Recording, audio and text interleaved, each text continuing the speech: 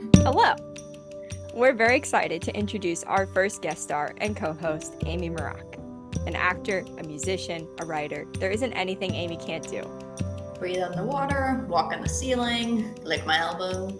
Okay, anything she can't do related to Draw. art. But you might be wondering, what is an actor with so many artistic talents doing on a science podcast? 3 reasons. 1, because she's my best friend, so nepotism. I love her though, and I know you will too. Number 2, because like me, she's a science nerd. And 3, because when we were both in our senior year of college, we filmed our very first short film together. Amy, want to take it from here? It was awful. Yeah, but what was it called? Awful. No. Ada. Yes. We did a short film called Ada, which was loosely inspired by Ada Byron, Countess of Lovelace. Ada Lovelace wrote the first line of code for a computer in the history of humankind. She realized that computers could do more than just crunch numbers. They could sing melodies and write stories. Above all, she did this miraculously despite living for only 36 years and miraculously despite being female. In the 1850s. Scandalous. It's important to note, Ada is not just the first female computer coder, she is the first computer coder. Also, considering it's Mother's Day today, what better day to celebrate the mother of coding? With that, let's dive in. Welcome to Small Anthropoids. To grasp the enormity of everything Ada's accomplished, it's important we go back. Way back. To the beginning, put simply, Ada's mom was a badass. And the reason she became the revolutionary figure she is today, pay attention now, so you don't get confused later. Ada is the daughter, D for daughter. Anna is the mom. Those A names are confusing, right, Abby? Right, Amy. When Ada was born to Lady Anna and the English poet Lord George Byron, the first words Anna's husband spoke to his daughter were, "Oh, what an implement of torture I have acquired in you." Pretty sure that's what I said when my brother was born. Needless to say, Anna thought differently. Lady Anna herself was already known as the Princess of Parallelograms. After being tossed out of Lord Byron's house because of an affair he was having, Anna was determined to grow her daughter into an independent woman capable of logic and reason that would free her from her father's hopelessly romantic and moody psychosis. That route, of course, for the Princess of Parallelograms was via mathematics and science. That was highly unusual to teach a young girl or woman at the time. How's that for an A+ mom? Ada battled with her controlling mother constantly throughout her life and ultimately chose to be buried by her psychotic dad, who died before she could ever meet him. A+ for effort. That brings us to Ada, Anna's daughter. At the age of 12, Ada created detailed plans to build a flying machine, 76 years before the first plane would take flight. Obviously, that never took off. It was probably still better than Boeing. Just 5 years later, at the age of 17, Ada met the inventor and mathematician Charles Babbage, otherwise known as the father of the computer. Not to be confused with Alan Turing from last week. Alan was the father of modern computers. Charles Babbage created the first technical computer. It was called the Analytical Engine, and essentially what it did was, at the time, was crunch numbers. Charles designed it as such, and did not foresee other uses beyond a fancy-schmancy calculator. Not Ada, however. Ada had a mindset of what she called poetical science. To the dismay of Anna. Yeah.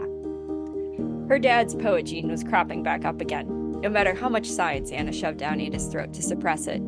In this case, however, it was leading to something revolutionary. Ada envisioned computers not just crunching numbers, but composing elaborate pieces of music, writing stories, doing pretty much anything that can be translated to a digital form and manipulated by the machine.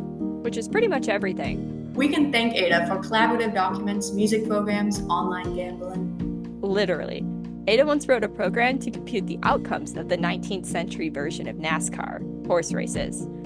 Although the program was solid, it still led her to lose 3,200 English pounds and the Lovelace family diamonds for betting on the wrong horse. Don't gamble with computers, kids, no matter how smart you think you are. Ultimately, in 1852, Ada's rebellious, quick-witted, and exceptional life came to an end too quickly due to uterine cancer. She died at the age of 36, the same age her dad had died 28 years prior. She was mourned at the time by her friends and followers. Charles Babbage was distraught that his Enchantress of Numbers and Countess of Computing had passed. Before passing, Charles Dickens made the trip to read Ada a passage from his novel at her request while on her deathbed. However, the world would not feel the same about the loss of such a mind. Ada Lovelace was so far ahead of her time that it would take nearly a century for technology to catch up. If you listened to last week's episode, we read the portion where Alan Turing wrote a response to Ada's writings. The response took exactly 107 years to make.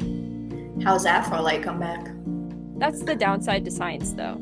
Edmund Halley from the episode 2 weeks ago was concerned precisely about that, taking a stab at the correct answer, shouting it out into the void, and dealing with the fact that he'd never lived long enough to find out if he was right. Halley only had to wait 16 years after his death to find out. Ada, however, had to wait 107, if not more. There's no waiting if they're already dead. Touché! But my point is, Ada was much further ahead in her time than Edmund and was forgotten for far too long. Agreed. On that note, we transition to the excerpts of Ada's writing, namely Note G, when Ada was asked to translate a work with the analytical engine by the future Prime Minister of Italy. She added her own notes to the work, simply titled Notes A through G, like the musical notes on a scale, and humbly initialed AAL in lieu of her full name. We'll probably make a merch t-shirt with her initials at some point, so if you're interested, let us know in the comments. That's my plug after you. In Note G, listen as Ada makes the world's first discovery that computers can do so much more than crunch numbers. Sit back, open your mind.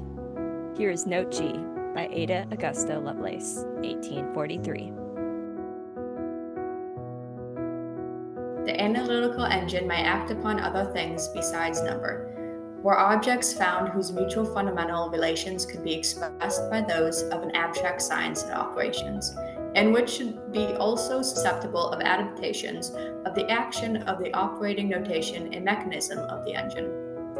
Supposing, for instance, that the fundamental relation of pitch sound in a science of harmony of the musical composition was susceptible of such expression and adaptations, the engine might compose elaborate and scientific pieces of music of any degree of complexity or extent. A new, a vast, and a powerful language is developed for the future use of analysis, in which to wield its power so that these may become of more speedy and accurate practical application for the purposes of humankind than the means hitherto in our possession have rendered possible. Thus, not only the mental and the material, but the theoretical and the practical in the mathematical world are brought into more intimate and effective connections with each other. The commencement of a sentimental mathematical correspondence carried on for years between two ladies of rank, to be hereafter published no doubt for the edification of mankind or womankind. You should never select an indirect proof when a direct one can be given. Many persons who are not conversant with mathematical studies imagine that because of the business of Babbage's analytical engine is to give its results in a numerical notation, the nature of its process must consequently be arithmetical and numerical, rather than algebraical and analytical. This is an error. The engine can arrange and combine its numerical quantities exactly as if they were letters or any other general symbols.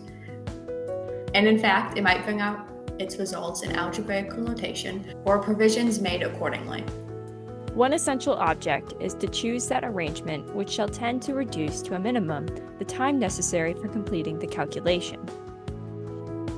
It may be desirable to explain that by the word operation we mean any process which alters the mutual relation of two or more things, be this relation of what kind it may. This is the most general definition and would include all subjects in the universe.